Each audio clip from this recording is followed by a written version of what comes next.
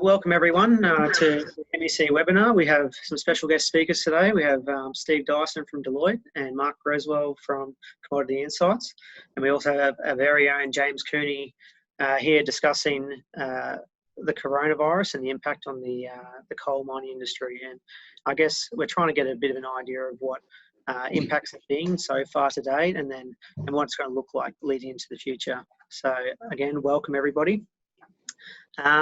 In terms of the format today, we'll be going one by one through our panellists. So we'll start off with Mark Greswell.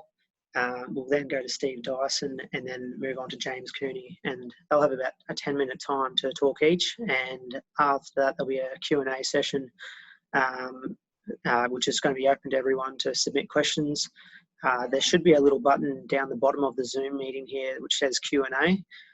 What you can do is type questions throughout the presentation and I'll be able to see those and then I'll be able to direct your questions to the appropriate speaker. So we should have about 20 minutes there to ask whatever questions you want and then to get those answered by the experts. As far as this webinar goes, it's going to be recorded and a link will be sent out in the next couple of days. So you should be able to review this and send it on to your team as well. If you wish. Without holding on too much longer, I'll pass over to our first speaker, Mark Greswell. So I'll just give you a bit of an update on Mark's history while we're here. So Mark has over 20 years of experience as a resource and energy consultant in Australia, New Zealand, Europe and the United States. This includes 5 years as a coal market analyst for Rio Tinto and 10 years as a coal market consultant. Mark's significant coal market experience includes global market analysis, both coking and thermal coal markets, coal marketing, country studies, pricing forecasts, demand and supply modelling, strategic analysis and asset market due diligence for asset transactions. Mark has built and led international consulting teams in the mining sector and delivered strategic country coal studies on China, India, Southeast Asia, Indonesia and Canada for international mining, investment and infrastructure clients. He's a regular speaker at international coal market events and welcome Mark Greswell. Thanks very much Andrew and good afternoon everyone. My presentation will have three main sections. The first will be an update on global coal markets caused or as a result of the COVID-19 virus. That's to date. And then secondly, some views on what we think might happen for the balance of 2020. And then thirdly, some indicators that may show that the coal market is turning and we've found a balance. So in terms of the impact on global coal markets to date, it can be summarised by saying we've had a demand shock, a significant demand shock, but really no material supply response yet. If I was to summarise it against other commodities, I would say, rule of thumb, thermal coal is probably 2 to 3 months behind oil, and met coal is probably 1 to 2 months behind thermal coal. That's not to say we'll see negative prices in these commodities, but it's just indicative of where I think they are in the cycle. If we look at the macro, we've had a massive demand shock at the macro level. It's not only been a massive shock, it's been extremely fast. I won't use the word unprecedented because it's not unprecedented, but the IMF recently reported that the speed of the demand reduction globally has been the fastest since the Great Depression in the 1930s. So it's been a massive demand shock. If we look at the markets that provide demand for coal, looking at energy first, we've just got some figures here to give you some colour as to what's happening in energy markets globally. So in China in January, February, remember they're the months where China was particularly hard hit by the virus. Power generation for China was down 9%. It has recovered somewhat since. Outside of China, Q1 figures, which are the most current we have, actually held up pretty well for Q1. Rest of the world, down around 1.5%, we think, with most of that decline obviously coming in March. Having said that, we think April will be pretty dire. For example, India has been in lockdown for more than a month and they won't emerge from lockdown until at least the 4th of May. Their figures were showing a slight decline in March, down 4%. Obviously, a full month of lockdowns will be significant for India and other markets as well. If we look at the steel demand, which is obviously drives metallurgical coal demand and prices, again, the latest figures we have are for March. Global steel production in March dropped around 4%. Of that, China was down around 2%. Rest of the world was down over 10%. Some of the major steel producing areas, EU 28 was down 20%, India down 14%, Japan down 10%, Korea down 8%. Now remember, that was not the worst month. April will be worse. For example, India didn't go into lockdown until late March. We also think that May and June might be pretty bad as well. A number of countries globally have announced steel production cutbacks or reductions, including ArcelorMittal in Europe, the 3 big steel producers in Japan, POSCO in Korea, and JSW in India. Strangely, China hasn't announced any steel production cuts yet, but as a result, their steel stocks were at record highs recently. And we're also seeing that demand for Chinese steel exports at its lowest level since 2011. So something has to give there. So that's the demand shock that we've seen, and it's significant and it hasn't ended yet. On the supply side, we're not seeing the same response yet, and very little voluntary response on the coal mining side at this point in time. In China, there's been some discussion of a 10 to 20% cut in output in Inner Mongolia, one of the major coal producing provinces. Nothing official yet. We actually think that China will be one of the first countries to cut coal production, partly because of the way they're structured, but also they will want to rebalance the domestic market there so that coal prices don't go too low. In terms of the seaborne market, Indonesia, the major supplier to the seaborne market, there's been no response yet, so export volumes have held up really well. This is somewhat of a concern because we do think that domestic demand in Indonesia will be weakened, therefore there may be additional coal available for exports. Here in Australia, some shipments are being delayed. Stanmore's results earlier this week indicated that, but no mine closures or cutbacks that we're aware of to date. There is some uncertainty over future projects. We saw Whitehaven delay its Vickery projects, but obviously that won't hit the short-term market, short-term exports out of Australia. South Africa, some mines were affected by the 21-day lockdown. That was really producer-driven. Most, however, continued operating, and there may also be an increase in exports if domestic demand is weak. We have seen some supply response out of the US. So the largest exporter there, Contura, did announce that it would idle its mines for 30 days in early April. So they're still under that idling period. They produce about 20 million tonnes annually. However, what we're seeing to date is that most producers globally, with probable exception of the United States, have been shielded by relatively high coal prices. So coal prices have only really collapsed in the last month, and for met coal even more recent than that. So they've had good prices. Most of them have had weak exchange rates, such as here, Indonesia, Colombia. So that has provided some a lowering of costs and margin protection. And they've also had falling oil prices. So producers have been protected until now. So what's the impact been on prices? It's actually been quite a delayed impact, I would say, certainly compared to oil and some other commodities we've seen, but it's hitting with a vengeance now. For example, the API2 thermal coal index, which has landed into Europe, sunk below $40 recently for the first time since 2003. Some of the lower grades out of Indonesia we're seeing in mid-20s. These prices are quoted on a per tonne basis. Newcastle, the index out of Australia, Newcastle Thermal, is also approaching $50. Now that's approaching its low point during the last downturn in 2012 to 2016. If it goes through $50, it would set a 14-year low back to 2006. On the met coal side, we had $155 in late March, which is a month ago. So we had pretty good prices in late March, but those prices have now fallen to below $120. So that fall has been quite rapid. However, that price is still comfortably above the $80 level we saw established during the 2012 to 16 downturn. So the market is now being hit pretty hard. What's the likely impact for the remainder of the year? Before we get into this, I'd just like to caveat what I say with, this is very difficult because we don't know how long demand will be suppressed.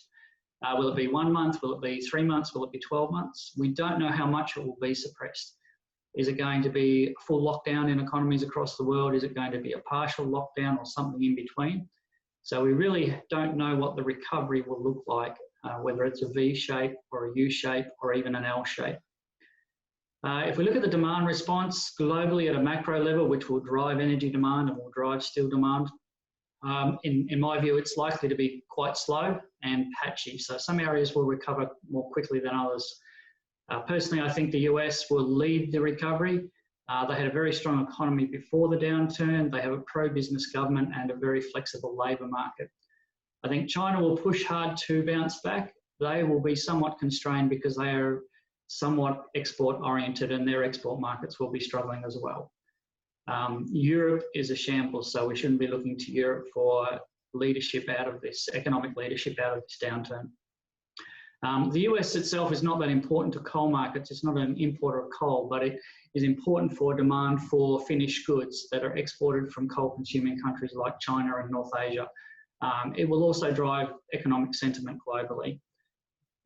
If we look at our views on coal demand this year for the Seabourn market, it's very difficult to put an exact figure on it, but we do think the percentage downturn in volumes will be between 3 and 8% at this point in time. The market's about 1 billion tonnes, so that's anywhere from 30 to 80 million tonnes of demand reduction. In terms of the supply response to that, we've talked about supply being sluggish to respond, and we think that will continue to be the case. Producers will expect that the economy will, the rebound will be V-shaped, and so they will hang in as long as they can, not wanting to miss out on the other side. And that's what we saw in 2012 and 2016. We think that generally supply will only be removed from the market due to corporate collapses. And that's why debt levels across the industry will be very important. We're also seeing a race to the bottom of the cost curve. So we are seeing a stop in discretionary spending. We're also probably going to see ramping up of volumes across the sector. That's what we saw last time in Australia. If you have high fixed costs, you can reduce your per unit cost by increasing volumes, which actually makes the problem worse. But that was the behaviour we saw in the last downturn, and I expect there will be some of that this time. In terms of sharing the supply response across the globe, it won't be shared equally across different producers. In the met coal side, we think the US will take the brunt of the pain, if you like. They don't have the currency protection that other producers have. They are also the marginal supplier anyway to the market. Mozambique also will probably come under pressure from a met coal perspective. In terms of thermal coal, we think Indonesia will come under pressure. They do have a low cost structure, but their lower grade coals will be in very limited demand, and so the price will get pushed down a long way. They will also suffer because one of their major markets is India, and it's looking like India will be in some pain for some time. We don't think Australian volumes will drop considerably, largely due to the high fixed cost nature of mines here, take or pay contracts for infrastructure. So that leads us to our view on prices, which is fairly bearish. We expect prices to remain under significant downward pressure for the next 6 to 12 months for both thermal and metallurgical coal. There could be additional pressure on thermal because of some competition in North Asia from cheap LNG, although the scope of that is quite limited. Just to wrap up, some indications that the market has balanced and may be turning or about to turn.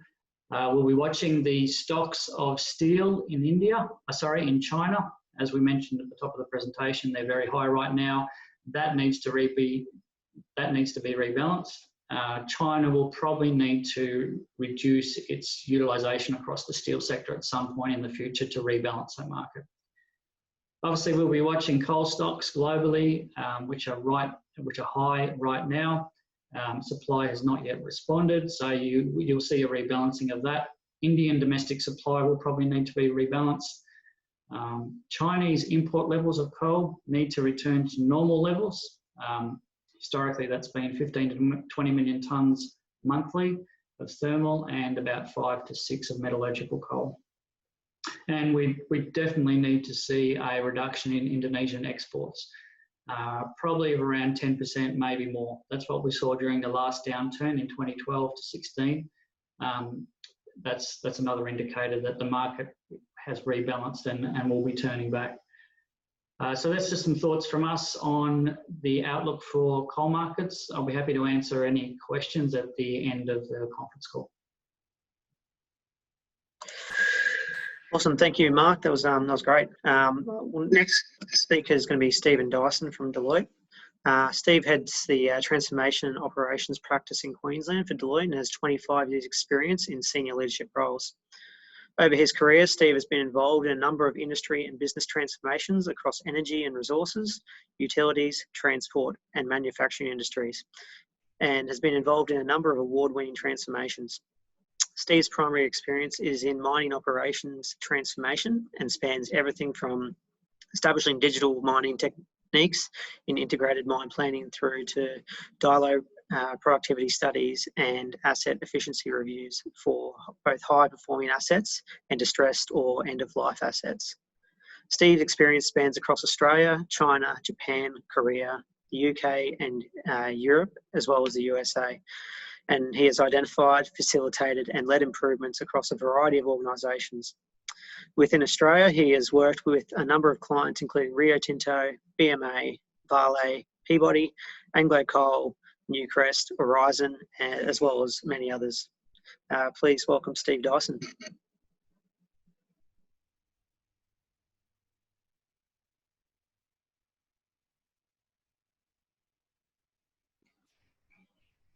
Thank you.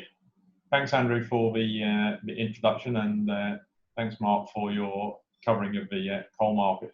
I'm going to take a few different tacks on my presentation and cover a few other things because I think Mark's done a really good job of covering the viewpoints around what's happening in the coal market, and there's probably not a lot that I can specifically add to that, although I will add a few little bits and pieces towards the end. I think broader, when you look at the overall economic output, you'll see that Chinese economic output is going to drop to a GDP of circa 1%. It hasn't been at those levels for 30, 40, more than that in terms of the number of years since it's been at that level. So it's in fairly dire positions compared to growth.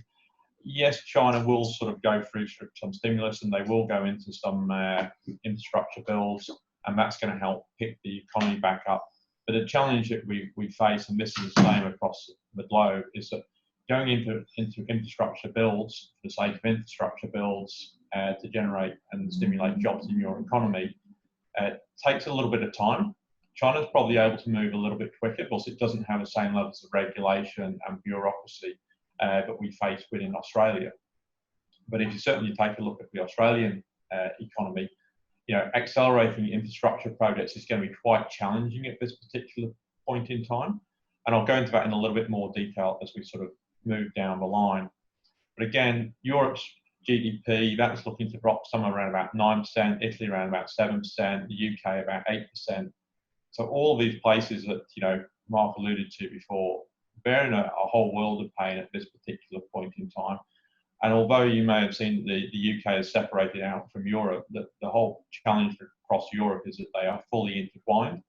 So moving out and accelerating and stimulating growth across all of Europe is going to be a complex issue. You know, and you're going to be requiring some support from the World Bank, additional stimulus. You're going to see a lot more quantitative easing, which is going to come through. That's the only way that we can get through this. You will see there's some upsides there. You'll see low interest rates for a very long period of time because that's the only thing that we've actually got the lever to play with. So you can't see interest rates going up. And then you're going to have to see more spending and more stimulus across all the economies, you know, to get through this. If I take a look at the Australian economy specifically, so and within Queensland, which is the main coal place, you know, mining makes up 12% of GDP. Okay, construction makes up 9% of GDP, and tourism makes up 5% of GDP. They are the three largest industries that we have in Queensland by far. You know, I don't need to talk about the impacts on tourism, where you can all see the impacts on tourism. It's slowed to an absolute standstill. Yes, we will start seeing some improvements in the tourism industry. You'll see some domestic tourism starting to come back, but no one's rushing to jump onto planes anytime soon, even if the planes get back in the air. It's not something people are saying, yeah, this is what we want to do. Even if I go across the board and look at a number of the major businesses, they are not saying they're going to be, you know, canning all the video conferences. A lot of them are saying this is a new way of normal, at least for the next 6 to 12 months, until we get through to have a virus cure. So there's different things they may do in terms of getting their people together, but remote working is going to be one of them going forwards. Okay, that is not going to drive the demand that we're looking for within the economy. From a construction perspective, you know, if you look at how we sell our projects around construction, 8% of all the construction that we have in Queensland in the property market is sold primarily to Chinese buyers. Okay? Foreign buyers are not about to come into the Australian marketplace at this point in time and say, here's a bargain opportunity to pick myself up on property. Plus one, they can't come and take a look at the property, and we're not about to be travelling over here anytime soon because the lockdown's possibly going to go for a year or even longer on some of this international travel. We don't know how long this is going to be. The closest place to open up would be New Zealand. If New Zealand gets to the point where it's got, you know, no cases, and Australia's getting to the point where it has no cases, then we'll open up the travel routes between the two. But I still stress the fact that, you know, all the information we're getting is that nobody's running to jump onto planes and travel around. What does this all mean? You know, we've seen high jobless numbers. What it means is we're going to see a fallout in the housing market. Although there's not a lot of stock on the market now, there's an awful lot of stock on the market which is not formally on the market, where people are trying to sell on a private basis and off-market types of sales, with lots of phone calls from real estate agents coming through. I know I've had a number of phone calls from real estate agents seeing if I'm interested in stuff. So I expect that to pick up even further. So until you see infrastructure spending and we start to open up the domestic market, this is going to be slow for some time.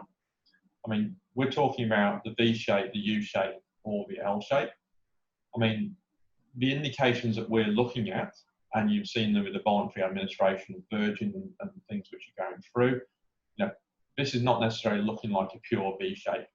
There's not enough things to stimulate the way to pick things back up quickly. If China goes for really aggressive infrastructure spending and does high stimulus, like it did back in the 2008 time, then maybe we'll start seeing things pick up a lot quicker from a coal market perspective. But all the indications at this point across China's stimulus is that it's not going for, you know, the aggressive positions. It is going for a more gradual and more progressive stimulus. Okay.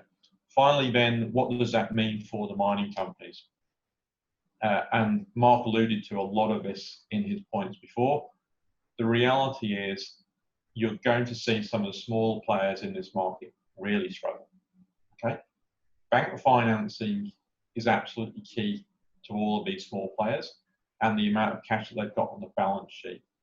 If you look at the political noise around coal mining in particular, and you look at how many companies are putting their hand out to the major banks for stimulus, coal miners are not going to be top of the lending curve at this point in time. What does that mean? It means you're going to get a lot more M&A activity. People will be looking to pick up mines that are a bit more distressed or cheap. Now, there's a number of players out there, large-scale private equity firms, which had a very strong go at getting in probably a little bit too late, around maybe 2015, 2016, around getting into coal mining at that particular point in time, because they saw some real value with the commodity prices being low and the share prices being low to buy in and pick up specific assets. We know there's a large number of players out there which will look towards the M&A side. So, you know, there's some good news. We'll expect to see a lot more M&A. You expect to see the majors will continue to grow. In particular, they will focus on digital transformation, operational efficiency, and streamlining their business. One of the things they didn't do last time around was effectively streamlined fast enough because they pulled a lot of their spending and focused purely on cost out. We expect they will continue to spend money. They will spend money to make their businesses far more efficient to come out of this even stronger on the long term. So that sort of concludes my conversation. Again, happy to take questions towards the end. Excellent. Thanks, Steve. Once again, guys, I think there's a few people that have joined since we kicked things off. If you do have any questions for any of our panelists, there is a Q&A button down the bottom of the screen. You should be able to click that and write a message through to us, and we'll be able to direct that question through to the appropriate panelist. Next up, we have James Cooney from MEC Mining. So James has 2 decades of experience working with contract miners, mine owners, and also as a consultant. James specialises in long-term and life of mine planning, equipment selection, cost estimation, and financial analysis, including due diligence assessments in support of mergers and acquisitions. Since rejoining MEC in 2017 as a principal mining engineer, James has undertaken a diverse array of advisory roles, supporting clients as a competent person for JORC reserve estimation, conducting project reviews for international coal and metalliferous operations, undertaking due diligence in support of a major resource acquisition, and more recently providing strategic support to a Tier 1 mining house through their life of mine planning process. James leads the MEC advisory team from the MEC office in Brisbane. And welcome, James Cooney. Thank you. Thanks, Andrew. So I guess the current focus for our clients would be, fair to say, primarily to look after the health of their employees while trying to maintain existing operations in a way that's sustainable. I guess given that they've probably still got the view that the upturn will be more like a V, although it's yet to be seen, but also that they're trying to trim costs as much as possible, particularly in discretionary spending. So, but it hasn't been easy for them, particularly those operations where they're dependent upon fly-in, fly-out operations because of the reduction in scheduled services, and as you've heard, Virgin going into administration. So generally, though, they've all triggered response action plans with protocols for dealing with people who might be experiencing symptoms of COVID-19. And we've seen some great examples of changes to work practices that our clients have implemented with a great focus on social distancing and working from home as much as possible. And they're also doing some practical things to support this, such as keeping every second seat free on buses at the start and end of each shift, and also on aircraft for FIFO operations. But with the flights and the reduction in scheduled air services to the regional centres, some clients or groups of clients have been forced to look at, chartering aircraft to allow their employees to get home to see their families. In some cases, particularly in Western Australia, we've seen an increase in the length of shifts, going from, for example, 2 weeks on, 1 week off, to a 4 week on, 2 week off arrangement. Even some of our employees have extended their shift durations to help facilitate that reduction in transport. It's been particularly difficult, though, for our clients where the FIFO operations extend across state borders. So where people from Queensland or New South Wales, for example, are flying into Western Australia, or even from Queensland into New South Wales, there's pretty much all the state governments have introduced some form of border controls, which has impacted on our ability to move people around the countryside. And obviously, it's more difficult for clients with international operations in the Asia-Pacific region, particularly, for example, in Papua New Guinea, where national borders have been shut. So, and of course, the industry, like pretty much every other workplace, probably around the world, has been quick to get a greater adoption of online collaboration tools such as Zoom today, or Microsoft Teams in our business. But really the big focus for the mining industry in general has been on the social license to operate. You know, as an industry, we've been particularly nervous about the potential for a government mandated shutdown of the industry, which would have a pretty detrimental effect on our ability to keep operations ticking along. And as we've heard, you know, it's fair to say that the reduction in commodity prices, whilst they haven't really hit us so hard just yet, although it's likely coming, our clients we've already seen a reduction in discretionary expenditure from our clients. So, and that extends through to deferring capital expenditure, trying to reduce mine site cash costs where possible, putting on hold studies which aren't immediately required for business continuity. And one of the hardest areas to be hit probably is exploration. We've heard of a lot of instances where exploration expenditure has just been completely cut. So, but you know, even juniors, say for example in the gold industry, who might be wanting to drill, they're having trouble trying to raise capital to be able to get rigs on the ground. So, even where people do have the ability to do so, or the desire, it's just the capital markets have dried up due to the uncertainty. So what does that mean for the future? Well, from an operational perspective, I think the social distancing that we brought in response to COVID-19, I think that's going to continue for at least the next 6 months. I think on mine sites, it will probably last longer than in general society. After that, I think our lifestyle in general, and including on mine sites, will gradually return to normal. Having said that though, I do think it'll be difficult for Australians to travel internationally for some time, apart from maybe to our near neighbours. Stephen mentioned before about, you know, the potential for New Zealand to reopen and trade between Australia and New Zealand to start sooner rather than later, and perhaps PNG as well. So areas where there's been fewer issues with COVID-19. From a demand perspective, though, I think it will take some time for demand to pick up. And I think this is going to have a sustained impact on the mining sector, probably longer than most people are thinking. Look, there may be a fast turnaround, but I think in reality, I think this longer term dampening on operational activities at mine sites will begin to occur in the near future. It'll be different for the gold sector, though. I think gold at this time still seems to be continuing ahead, full stream ahead.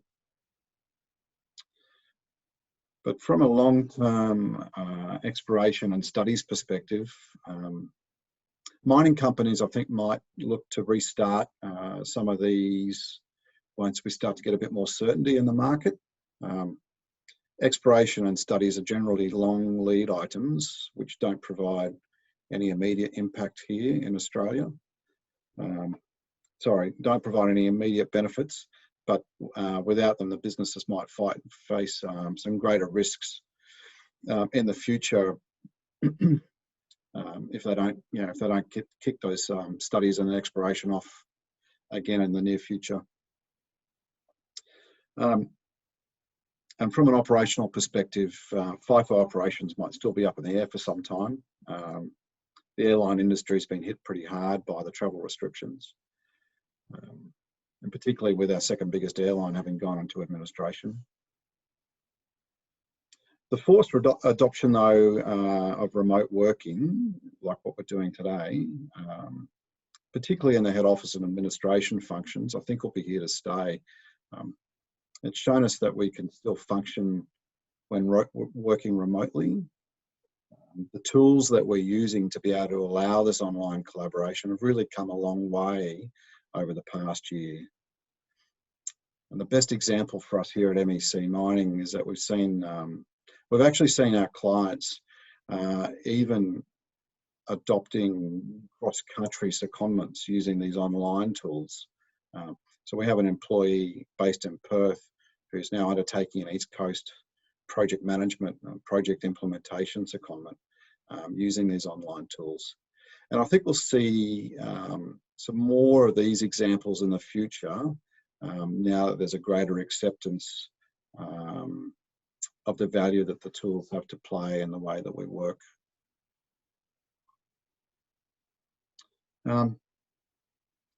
Thinking about whether or not there's any prior learnings from past events. Look, generally over the relatively short time span, or I mean, 12 years might be a long time for some, but short time for others. Look, we've really had 3 significant events now over the past 12 years, with the GFC in 2008, commodity price downturn between 2013, 2015, and now COVID-19.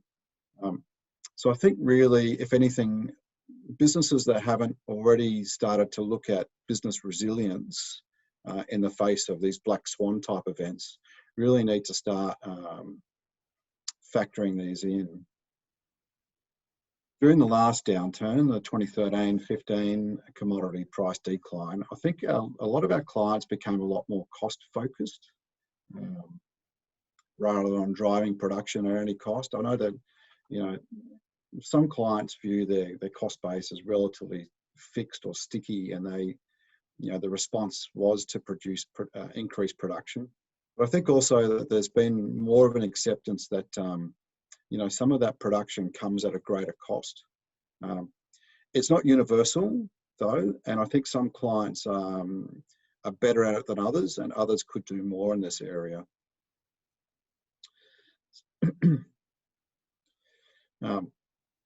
Some of those past events, possibly the industry took a more drastic response to the downturns than we've seen so far, although, you know, perhaps more is coming. There was a greater reduction in workforce numbers during some of the past events, particularly in professional staff. That took quite some time to unwind. And I know a lot of experienced professionals left the industry altogether. And that ended up causing some longer term issues as the industry realised that actually we do need those skills and they're not easy to come by. So when it came time to recruit, the people who had those skills were no longer there. And it's put some upward pressure over time on salaries, professional salaries in particular in the mining industry. And downstream from that, if you look at the universities, you know, prospective students that have now seen the boom bust nature of the industry in the last downturn, and even in the 2008 GFC, together with a lot of the other, fair to say, negative publicity that's been around, you know, they've decided to study careers outside mining, which has made it even harder for us to replace those skills in the industry. So this time around, hopefully the industry does take a longer term view as to how to maintain sustainability through the current price downturn, with a view to, you know, perhaps an eventual price pickup later this year, although fair to say there's probably more likely into next year once the demand picks up again. And I should add that hopefully governments start to take notice of the positive impact that mining's been having on keeping the Australian economy ticking over. And they start to help out a bit more in terms of improving the lead time for project approvals. So how would our clients lower the position on the cost curve and prepare for relaunch? Well, I don't think there's so much of the instance of a relaunch, perhaps, as I'd like to think we can maintain some degree of steady state operations, although perhaps the response to price might mean that there's some further output reductions yet to come. In terms of the cost curve position though, clients should be maintaining a focus on their mine plans, looking at how best to maintain sustainable production. But what are the activities that might result in some unnecessary expenditures, such as advanced waste stripping or overburden in advance, you know? And if they haven't already optimized their maintenance practices, perhaps they could look at implementing condition-based monitoring for driving maintenance planning, which could provide some big savings in the workshop environment.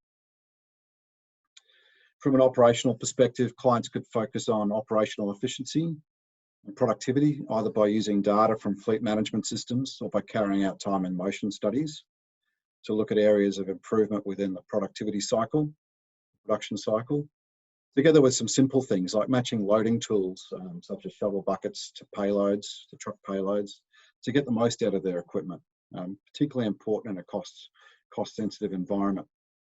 Consumables usage is also an area where they could go looking for cost savings, particularly in tyre life and tyre management. But many operations probably have already done a lot of this through the last downturn, which wasn't really that long ago. So really it's about looking at what areas of the operation might provide the highest margin, areas that could be sustainably developed while still cutting out excess expenditure. And look, of course, I should add a plug in that our team here at MEC Mining, you know, we've got a lot of experience in doing this, exactly these sort of things for clients over the past decade or more. So we're more than happy to help if should the need arise. That's all for me. Thanks. Thanks, James. So we're going to move into the Q&A session now. So if you do have any questions for the panelists, as I've said, down the bottom there's a Q&A button. If you click that, you can type questions to myself, and I'll be able to direct those through to the appropriate person. I'll kick off with the first question now. This one's for you, Mark. So if we do start to see mining closures, what sort of lag would you expect in an upturn event before we see supply starting to meet demand again? Yeah, that's during the last downturn, the closures didn't start till maybe 18 months, 2 years into the downturn, maybe longer than that. It was a very slow and prolonged downturn. Prices moved down over a long period of time. So you get all these companies trying to save costs and move down on the cost curve and run down their cash reserves, and eventually they stop production, obviously, but it was a long and painful process. This one, the prices moved down much quicker. So I think within 6 months, you'll see a response out of Indonesia. I don't think you'll see a material response out of Australia at all. You may see a 1 to 2% reduction in export volumes, but it won't be any more than that. Supply out of Australia is very sticky. Out of the US, you'll see a pretty sharp response. It's just continuing their decline in exports over the past 6 to 12 months.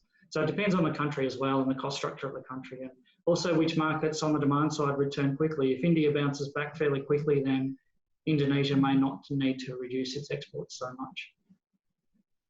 Yep, very good. Next question I have is for Steve. Steve, you mentioned that the private equity firms may be interested in entering the market. How much movement do you expect from the tier 1 and tier 2 companies to try and secure future pipeline assets? And will you expect it to be from international players or more from the domestic front? Well, I don't see a lot of difference this time round to what we saw last time round, to be perfectly honest. I think most of the majors will be focused on maintaining tier 1 assets, and we saw last time in the separation of South 32 from BHP, they'll be focusing on the core tier 1 assets. Those are a lot harder to get hold of, even in a downturn time.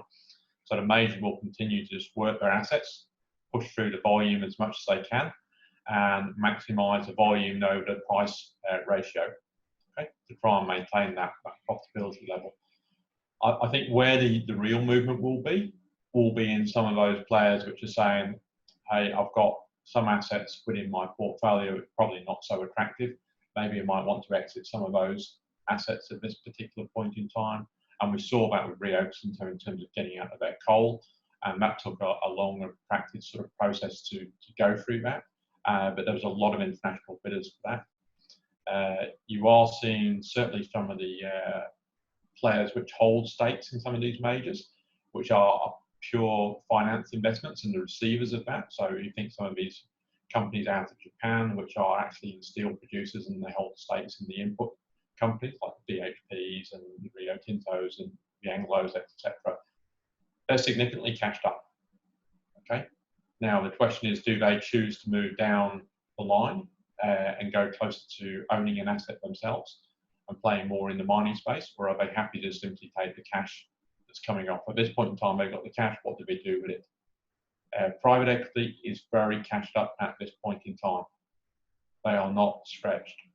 And last time we saw, firms with, like, I'm not talking about $1 or $2 billion in their funds, international ones. You're talking about funds with $100 billion sitting in them, looking to come in and find partners to buy assets with. Then you'll also see some of the other firms internationally, which you're probably not so familiar with some of the names of those companies, but they're well cashed up and see this as an opportunity to get into the Australian marketplace. They will be less concerned by the challenge that Australian companies have around being in coal and the environmental requirements and the social requirements to, do you stay in coal or don't you stay in coal? Because they're not feeling the same pressures overseas that we're seeing in Australia. Excellent. Thanks, Steve. You might be the next question as well, Steve. I've got a question here from Jason Luby.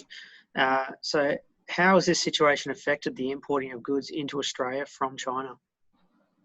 I honestly don't have an answer for that. All I know at this point in time is that certainly quarantine processes have become far stricter and things will be slower in terms of coming through to Australia. But at the same time, if you go onto the global marketplaces, you'll see Amazon are probably about to put out an absolute bumper quarter with people buying stuff through Amazon and a lot of apps coming into Australia as well. So people are seeing the opportunities to buy cheaply over the online marketplace. Also, you're driving stuff more and more online, also can't go down to the retail environments. Does that mean that's coming from domestically? I don't know. Yeah. Okay. Next one for you, Mark.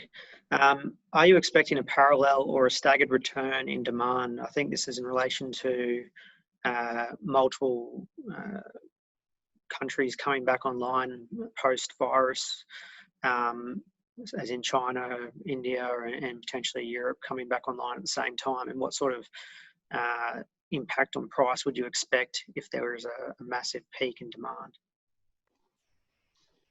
We are expecting a staggered return. It will really just depend on when countries open up and how strongly their energy and steel demand recover and how quickly. And we're still going through that process of working out which countries are still in shutdown, how long they'll be in shutdown. Look, China's going to be one of the first out, I would say. They were first in, obviously.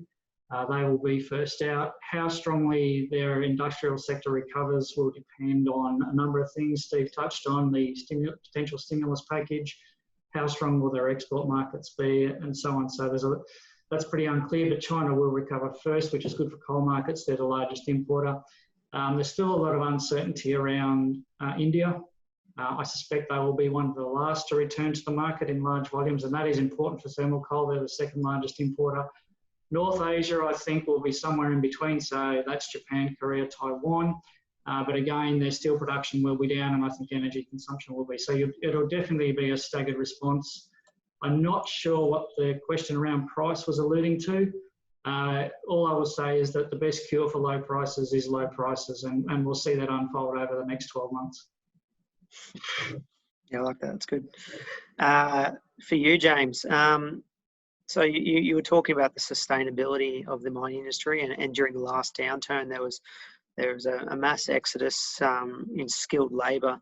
What sort of controls would you expect to see moving forward to reduce the impact of new green operators coming into the industry, and also what's the next generation of white collar workers look like, your geologists, your mining engineers, all that sort of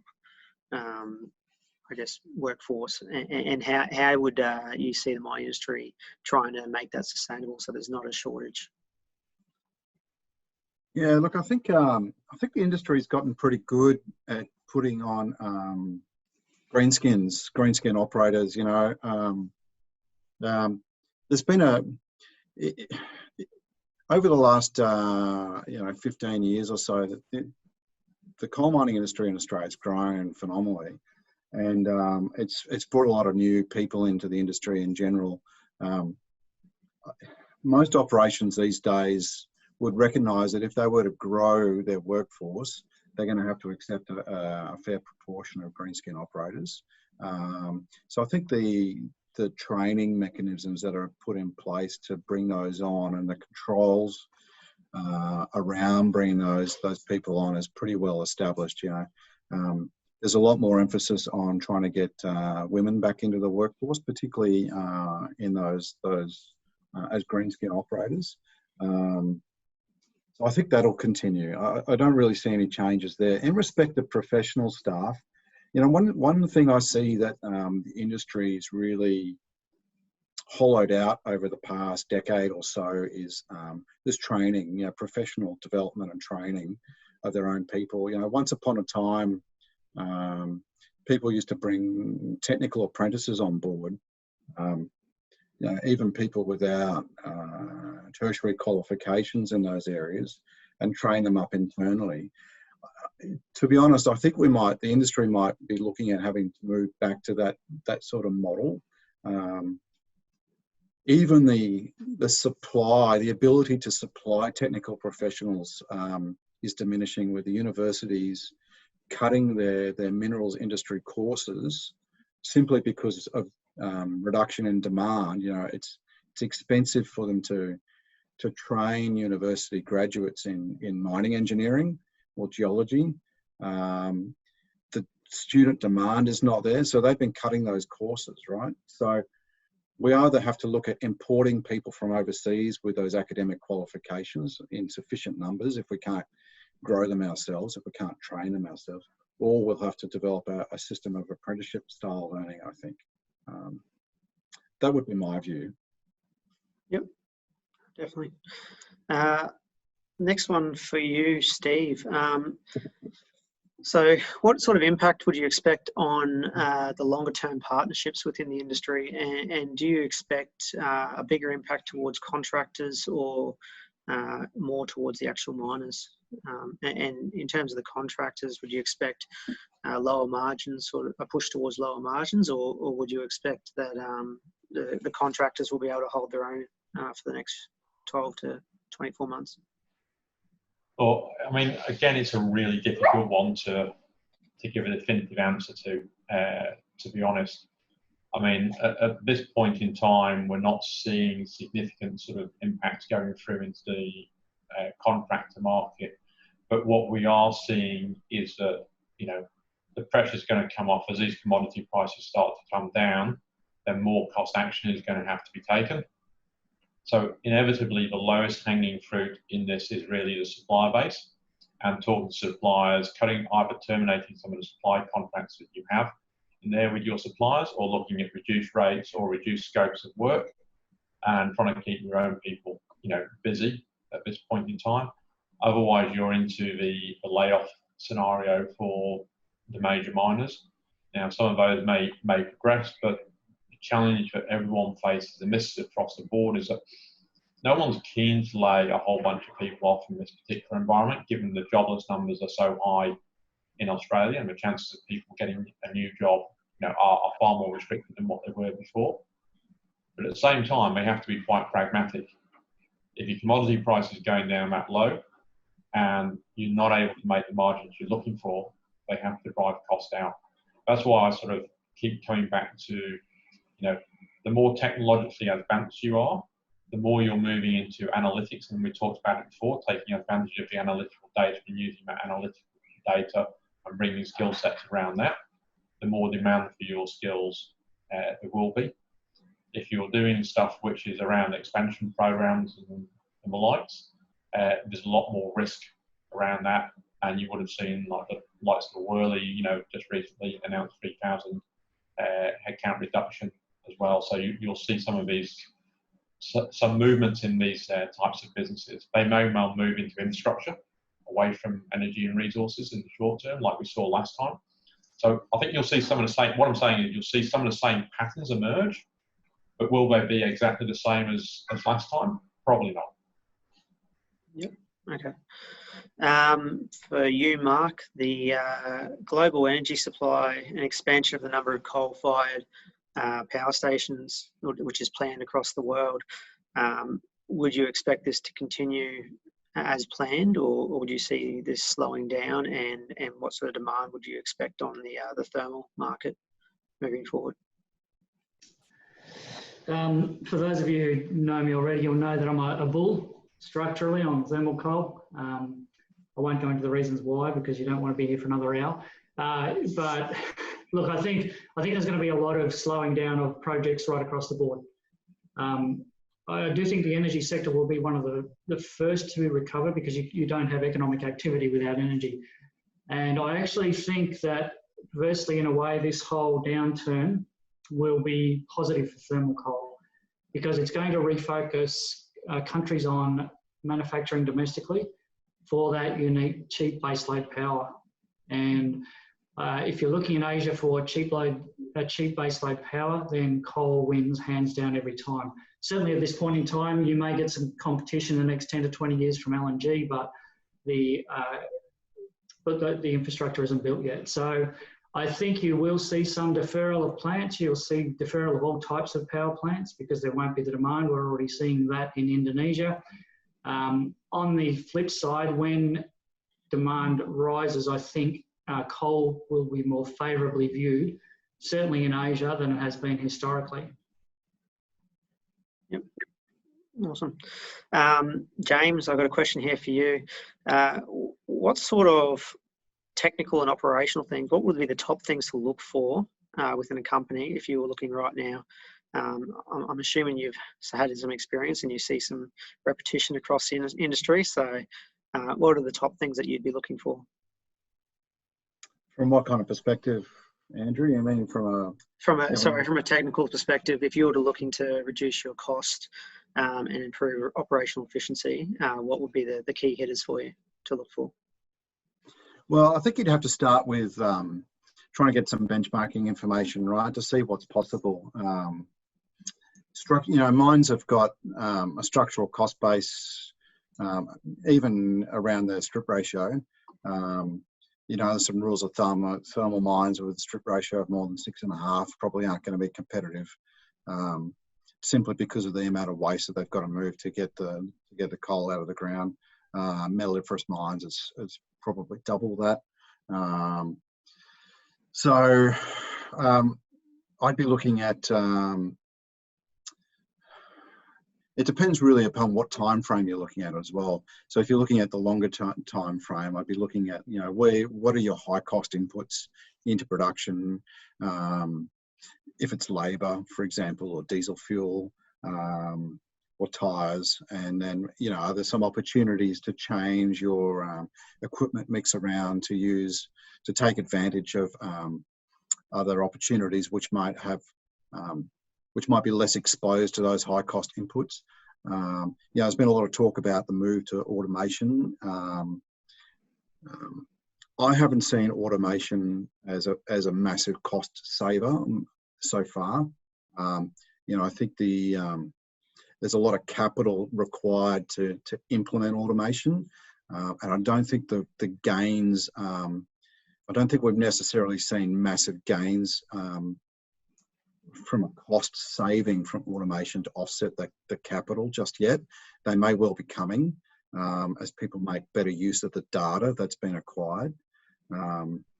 So they're the kind of things that you really need to look at. You need to kind of think more, I think big picture about where the high cost inputs are into your operation. What can you do to minimize those high cost inputs, right? It might be something that instead of something simple, and in terms of instead of using trucks and diggers to move dirt short distances, maybe using dozers to push that material, right?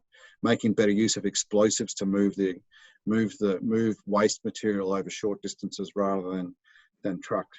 Those kinds of things I would be looking at. Yep. Thank you. I think we've just got time for one more question. Steve, I think you might be best to answer this one. It's around the political noise and how the industry is responding to, I guess, promoting their image within the community. And have you seen any strategies that people that have been applying to try and promote the industry rather than to remove the anti-mining sentiment? Well, this is a really difficult one and extremely hard for anyone to answer, particularly for people which are working within the coal industry and to a fair degree pro-mining, generally. I mean, I do think you're just going to have to deal with the noise and find ways of working through it, because the noise and the information that comes out doesn't have to be accurate, doesn't have to be factual. It just has to generate enough following and enough disruption. And I don't see that going away anytime soon, because it then comes down to how many jobs are you creating within the industry. The challenge you have within mining is ultimately, if you think of a long-term picture, you're moving towards a fully autonomous mine, is a sort of the vision where people are trying to go to, which means you've got low number of jobs in the industry, or a different set of skill sets in the industry coming in around data analytics and more sort of computer-related technical skills from that perspective. So I don't think there's an answer to this, unfortunately. No problem. Well, we might wrap things up there, guys. We have just gone over by a couple of minutes, but I think everything that you guys have said today has been excellent. I think your analysis, Mark, is very valuable to a lot of people in this call. And Steve, same with you. The transformation around the businesses is going to be, I guess, a lot of the work people will be focusing on over the next 6 to 12 months. And James, I hope that some of those techniques that you discussed do come into play. If you guys do want to contact any of these guys, feel free. So Mark Greswell from Commodity Insights, James Cooney from MEC Mining, and Stephen Dawson from Deloitte. And again, if you want to contact me, I can direct the questions to them, not a problem. Once again, guys, thank you. It's been a great session, and thank you everyone for attending. Cheers. Thanks, Andrew. Cheers. Thanks.